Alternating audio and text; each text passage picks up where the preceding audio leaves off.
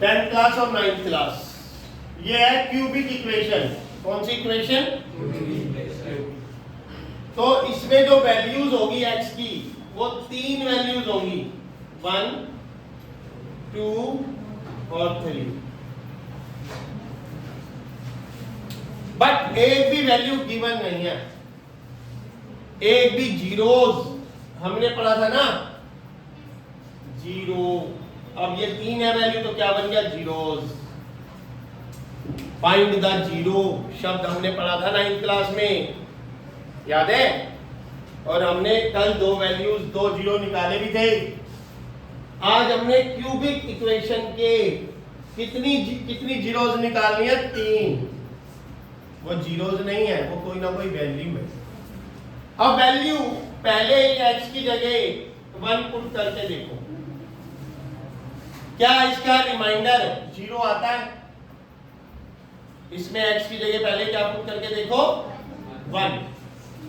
1 का क्यूब -2, 1 का स्क्वायर -1 + 2 हो गया 1 पुट। जहां x था मैंने ब्रैकेट में 1 लिख दिया, 1x का क्यूब मतलब 1 का क्यूब -2 x का स्क्वायर मींस 1 का स्क्वायर -x 1 + 2। कोई डाउट? नो। 1 बन जा 1, 1 जा 1 -2 1 1 जा 1 मल्टीप्लाई 1 -1 + 2 1 -2 -1 + 2 2 से 2 कैंसिल, 1 से 1 कैंसिल। क्या आ गया? मतलब x = 1, x - 1 = 0, x - 1 is a factor of above cubic equation. अभी क्या था पहले क्वेश्चन में? पीछे से जो आवाज आ रही है ना भाई, फिर मत कहना कि लाइव थे सर आप, और हमारा तबला बजा दिया।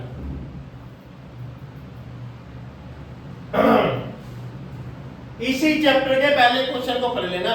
वहां लिखा है x - 1 is a factor of the following equations, और नीचे है 4 इक्वेशन, है ना पहला क्वेश्चन।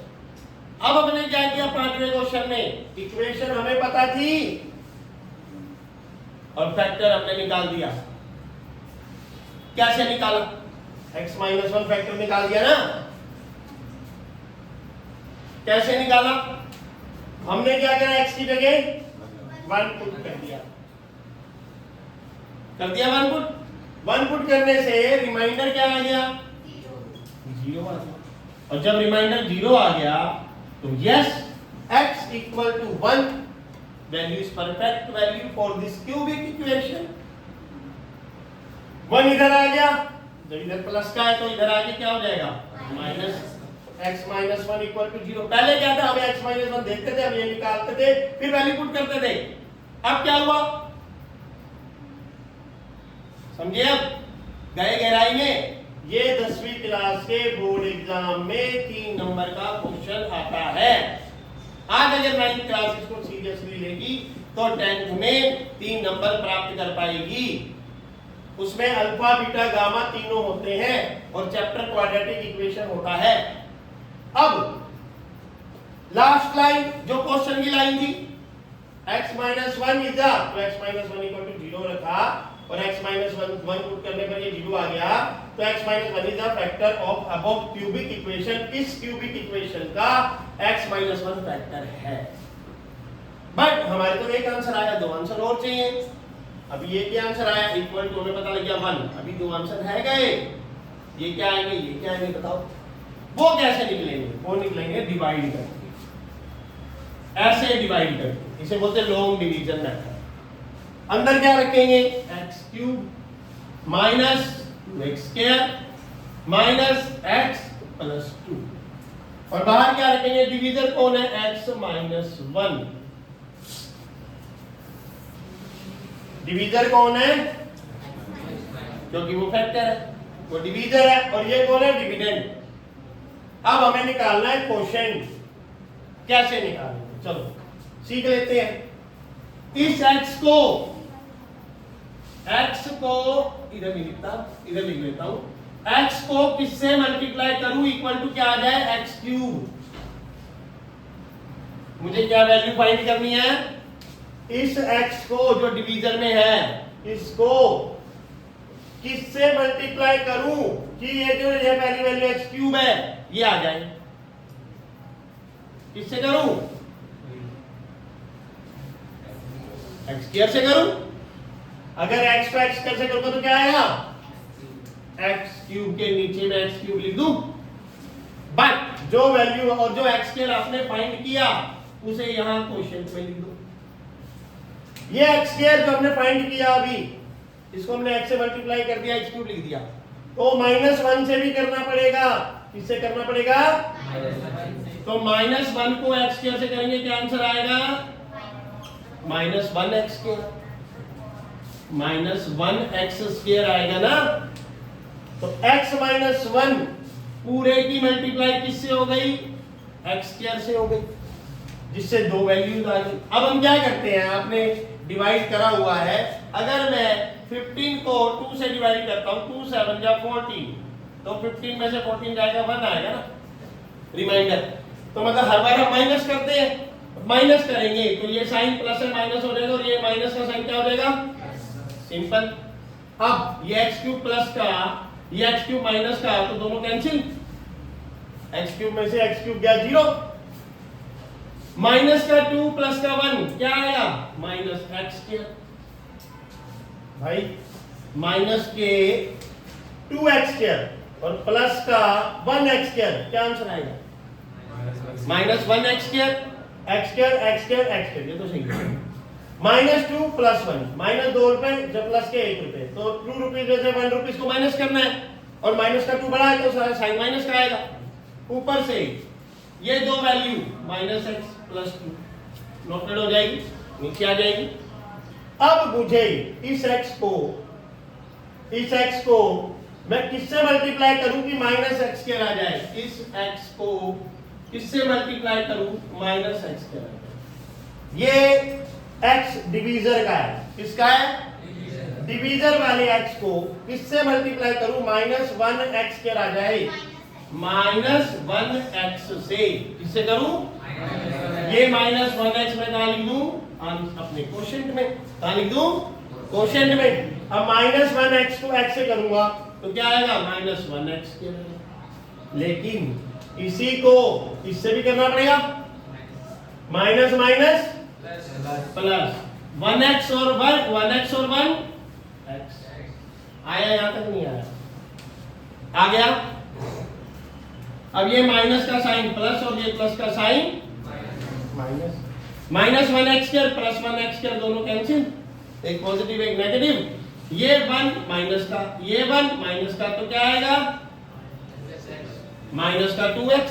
ध्यान दे लो, नोट बाद में कर लेना, -1x -1x -2x प्लस, और ये अब इस x को किससे मल्टीप्लाई करूं कि माइनस का 2x आ जाए, डिवीजर वाले x को किससे मल्टीप्लाई करूं कि ये माइनस का 2x आ जाए, किससे करूं बताओ, -2 से, किससे करूं, तो भैया -2x आ गया। तो यहां क्वोशिएंट में -2 लिख दूं, अब -2 को x से तो कर दिया, अब माइनस माइनस प्लस 2 बन जा +2, ये साइन बदल गए, ये प्लस ये minus, -2x + 2x cancel, +2 -2 cancel, reminder क्या आ गया,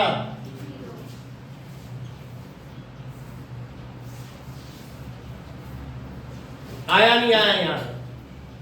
ये काम देख लो, 9th क्लास के एग्जाम में 3 मार्क्स का आएगा, केवल इतना काम, इतना काम। अलग से एक क्वेश्चन आएगा 2 मार्क्स का, एक ही क्वेश्चन में नहीं आएगा, अलग अलग क्वेश्चन होंगे, उसमें 3 मार्क्स का साफ साफ बोलेगा डिविडेंड ये डिवीजन ये डिवाइड करो, रिमाइंडर बताओ, इसमें साफ साफ बोलेगा इक्वेशन ये 1 पुट करो 2 पुट करो, बता दिया, तो करना आना चाहिए। अब आता है तीसरा स्टेप, जिससे हमें ये दो वैल्यू निकलेगी, आपको पता है ना, अगर मुझे 2 को 7 से मल्टीप्लाई करना है, 2 मल्टीप्लाई 7 और प्लस 1 करना है, इक्वल टू क्या आएगा 15, 2 7 जा 14 प्लस 1 15। समझ गए? अब यहां भी तो यही करना पड़ेगा, x माइनस 1 मल्टीप्लाई कोशेंट, मतलब कि divisor multiply quotient plus remainder. अब डिवीजर कौन है? x minus 1। डिवीजर कौन है? x माइनस 1, x माइनस 1, और कोशेंट क्या है? x square minus x minus 2 plus 0। Remainder लिखने की जरूरत ही नहीं है, उसमें 0 ऐड करो तो वही आएगा ना। तो ये वैल्यू आ गई मेरे पास। अब ये वाली क्वाड्रेटिक इक्वेशन कल सॉल्व करना सिखाई थी। इस x के आगे क्या है? 1 को 2 से मल्टीप्लाई करेंगे, 1 मल्टीप्लाई 2 इक्वल टू क्या आएगा? 2 के ऐसे फैक्टर मल्टीप्लाई करूं 2 आए, और माइनस करूं तो 1 आए, मल्टीप्लाई करूं तो क्या आए? 2। हाँ, 2 मल्टीप्लाई 1, 2 1 जा 2, 2 में से 1 गया 1 आया।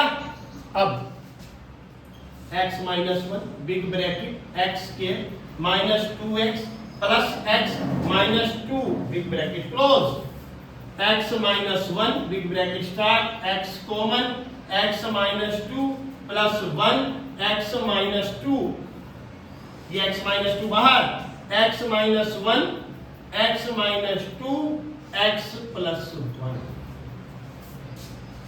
एक आंसर तो हमने निकाल लिया था, दूसरा आंसर आ गया x माइनस 2।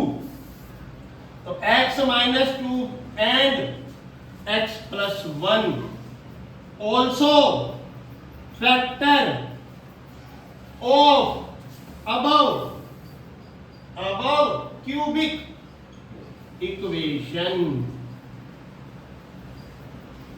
मतलब अगर x माइनस 2 0 के इक्वल है तो आंसर क्या आ गया? 2।